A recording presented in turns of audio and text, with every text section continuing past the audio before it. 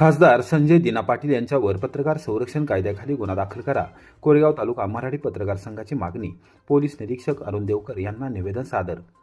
मुंबईतील खासदार संजय दिना पाटील यांनी पत्रकारांबाबत जाहीरपणे केलेल्या कथित धमकीचा तीव्र निषेध करत त्यांच्याविरुद्ध पत्रकार संरक्षण कायद्यानुसार तसेच भारतीय न्याय संहितेतील संबंधित कलमानुसार तातडीने गुन्हा दाखल करून कठोर कारवाई करावी अशी मागणी कोरेगाव तालुका मराठी पत्रकार संघाच्या वतीने करण्यात आली. या संदर्भातील निवेदन पोलीस निरीक्षक अरुण देवकर यांना शुक्रवारी देण्यात आले.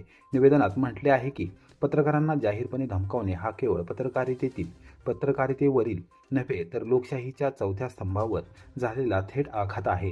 भारतीय राज्यघटनेच्या कलम 19(1) अंतर्गत प्रत्येक नागरिकाला अभिव्यक्ती स्वातंत्र्याचा अधिकार प्राप्त असून पत्रकार हे समाजातील प्रश्न शासनापर्यंत पोहोचवण्याचे आणि सत्ताधाऱ्यांना जाब विचारण्याचे महत्त्वपूर्ण कार्य करतात. त्यामुळे पत्रकारांना लक्ष्य करण्याचा कोणताही प्रयत्न अस्वीकार्य असून त्यावर कठोर कारवाई होणे आवश्यक असल्याचे संघाने नमूद केले आहे. पत्रकार संरक्षणासाठी राज्यात कायदेशीर तरतुदी अस्तित्वात असताना अशा प्रकारच्या धमकीकडे दुर्लक्ष केल्यास भविष्यात पत्रकारांवरील हल्ल्यांना अप्रत्यक्ष प्रोत्साहन मिळू शकते. त्यामुळे खासदार संजय दिना पाटील यांच्याविरुद्ध पत्रकार संरक्षण कायदा आणि भारतीय न्याय संहितेतील लागू असलेल्या संबंधित कलमानुसार तातडीने गुन्हा दाखल करून निष्पक्ष चौकशी करण्यात यावी अशी मागणी करण्यात आली आहे.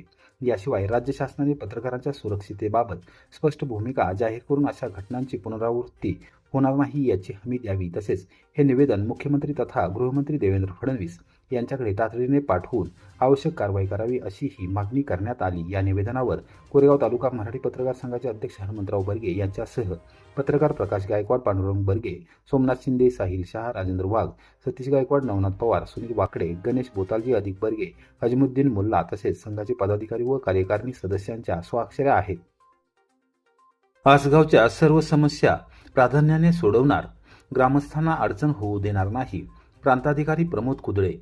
राज्य शासनाच्या ग्रामीण भागात मुक्काम उपक्रम ह्या राज्य शासनाच्या निर्देशानुसार ग्रामीण भागातील नागरिकांच्या अडचणी प्रत्यक्ष जाणून घेऊन त्या प्राधान्याने मार्गी लावण्यासाठी सुरू करण्यात आलेल्या ग्रामीण भागात मुक्काम उपक्रमाअंतर्गत प्रांताधिकारी प्रमोद कुदळे यांनी गुरुवारी सायंकाळी कोरेगाव तालुक्यातील धोम धरण पुनर्वसित आसगाव येथे मुक्काम केला. यावेळी ग्रामस्थ व शेतकऱ्यांशी थेट संवाद साधत त्यांच्या विविध समस्या जाणून घेतल्या आणि ग्रामस्थांना कोणत्याही प्रकारची अडचण होऊ देणार नाही. सर्व प्रश्न प्राधान्यक्रमाने सोडवण्यासाठी प्रशासन कटिबद्ध आहे अशी ग्वाही त्यांनी दिली. राज्याचे मुख्य सचिव राजीव अग्रवाल व अप्पर मुख्य सचिव विकास खारगे यांच्या निर्देशानुसार तसेच जिल्हाधिकारी संतोष पाटील यांच्या आदेशानुसार हा उपक्रम राबवण्यात येत असून प्रशासकीय अधिकारी ग्रामीण भागात मुक्काम करून नागरिकांच्या समस्या प्रत्यक्ष जाणून घेत आहेत. आसगाव येथील ग्रामदेवतेच्या मंदिरात आयोजित बैठकीत प्रांताधिकारी कुदळे यांनी ग्रामस्थांशी संवाद साधत विविध प्रश्नांवर चर्चा केली. त्यानंतर त्यांनी गावातील महत्त्वाच्या ठिकाणची प्रत्यक्ष पाहणी केली. स्मशानभूमी परिसरात वृक्षारोपणाची आवश्यकता, गावाच्या पिण्याच्या पाण्याच्या विहिरीची पाहणी, आसगाव जळगाव पाणत रस्त्याची दुरावस्था आणि वाहतुकीस मोठा अडथळा, पुनर्वसनानंतर उभारण्यात आलेले विद्युत वाहिनीचे सिमेंट पोल जीर्ण झाल्याने ते तातडीने बदलण्याची मागणी, स्थानिक नागरिकांच्या मिळकती व मालमत्ता संदर्भातील अडचणी, महसूल नोंदीतील त्रुटी दूर करण्याबाबतची मागणी, 18 नागरी सुविधा योजनेअंतर्गत प्रलंबित कामांचा पाठपुरावा आदी मागण्या ग्रामस्थांनी प्राधान्याने केल्या. यावेळी प्रांताधिकारी प्रमोद कुदळे यांनी संबंधित विभागांना आवश्यक सूचना देत महसूल नोंदी दुरुस्तीची कार्यवाही तातडीने करण्यात येईल तसेच विविध विकास कामांसाठी आवश्यक पाठपुरावा केला जाईल असे स्पष्ट केले.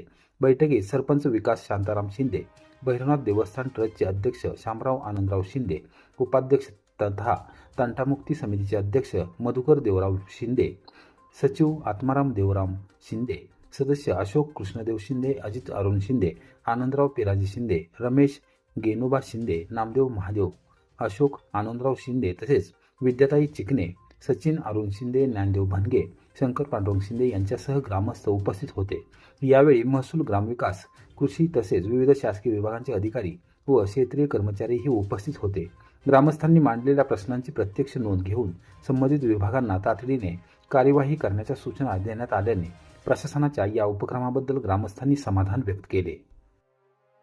रहमतपूर पोलिसांची धडाकेबाज कामगिरी. 8 शेतकऱ्यांच्या पंपाच्या तांब्याच्या केबल चोरीचा गुन्हा अवघ्या 8 तासात उघड, 100% मुद्देमाल जप्त.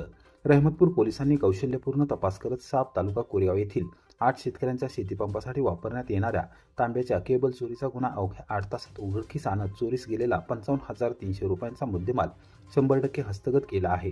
या प्रकरणात 2 विधी संघर्षित बालकांचा सहभाग असल्याचे तपासात निष्पन्न झाले आहे. साप गावाच्या हद्दीतील खडकी शिवारामध्ये 21 ते 22 जूनच्या दरम्यान 8 शेतकऱ्यांच्या विहिरी व कालव्यावरील शेतीपंपासाठी वापरण्यात येणाऱ्या तांब्याच्या केबल वायरची चोरी झाली होती. या प्रकरणी रहिमतपूर पोलीस ठाण्यात अज्ञात चोरट्याविरुद्ध गुन्हा दाखल करण्यात आला होता. उन्हाळ्याच्या तीव्र काळात पिकांना पाणी देण्याच्या महत्त्वाच्या हंगामातच शेतीपंपाच्या केबल चोरीला गेल्याने शेतकऱ्यांसमोर मोठे संकट उभे राहिले होते. गुन्ह्यात कोणताही ठोस पुरावा नसल्याने तो उघडकीस आणण्याचे मोठे आव्हान पोलिसांसमोर होते. या पार्श्वभूमीवर पोलीस अधीक्षक निखिल पिंगळे यांनी सहाय्यक पोलीस निरीक्षक विनोद नेवसे यांना आरोपींचा शोध घेऊन चोरीचा मुद्देमाल हस्तगत करण्याच्या सूचना दिल्या. त्यानुसार सहाय्यक पोलीस निरीक्षक नेवसे यांनी विशेष तपास पथकाची स्थापना करून तपासाला गती दिली. गोपनीय माहितीच्या आधारे पोलिसांनी कौशल्यपूर्ण तपास करत संबंधित आरोपींना ताब्यात घेतले. त्यांच्या ताब्यातून चोरीला गेलेल्या 8 शेतकऱ्यांच्या शेतीपंपासाठी वापरण्यात येणाऱ्या तांब्याच्या केबल वायर असा एकूण 55,300 रुपयांचा मुद्देमाल जप्त करण्यात आला. तपासादरम्यान या गुन्ह्यात 2 विधी संघर्षित बालकांचा सहभाग असल्याचेही निष्पन्न झाले. या प्रकरणाचा पुढील तपास police head constable Nandkumar Nikam करत आहेत.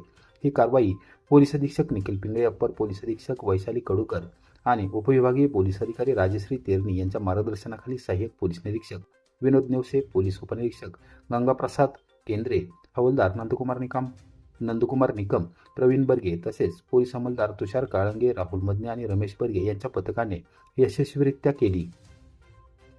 कोरेगाव शहरात स्कॅनरवर पैसे पाठवल्याचे नाटक करून सराफ व्यावसायिकाची 32,000 रुपयांची फसवणूक, गुन्हा दाखल.